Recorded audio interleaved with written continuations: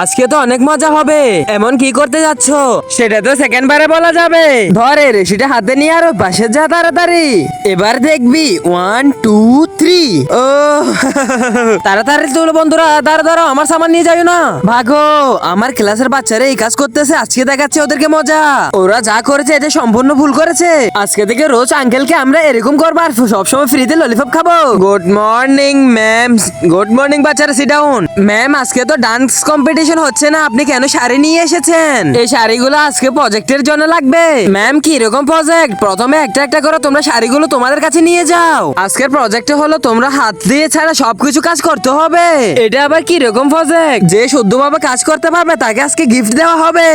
Gift? না না, আপনি ভুল বুঝতেছেন, আমি সবকিছু ঠিকভাবে দিয়েছি। আরে তুমি টেস্টের জন্য প্রথমে খাতা বের করো। আরে আমি তো খাতা বের করতে পারছি না ম্যাম। স্যার আমাকে মাফ করে দিন। পুষ্পা তুমি খাতা বের করে এখন প্রশ্ন লেখা শুরু করো। ম্যাম আমি তো লিখতে পারছি না, খাত বন্ধ।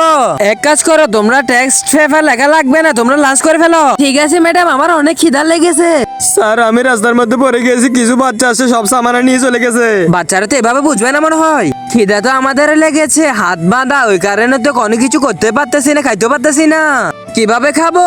তোমার কোনো কথা আমি শুনতে চাই না। এখন তুমি সব কিছু লোকসান করেছো, তোমার বেতন থেকে কাটা যাবে। তোমরা এখনো বুঝো না? তোমরা যে আঙ্কেল থেকে সব ললিপপ চুরি করে নিয়েছো, ওর আঙ্কেল তো এক হাত ছিলই না, উনি সব কাজ এক হাত দিয়ে করে। সরি ম্যাম, আমাকে সরি বলে কোনো লাভ নাই, ওই আঙ্কেলকে বলতে হবে সরি। ঠিক আছে ম্যাম, সরি আঙ্কেল, আমরা আর করবো না। আমার এই আল্লাহর ঘরের জন্য লাইক সাবস্ক্রাইব করে কমেন্টে আল্লাহ লিখে যাও।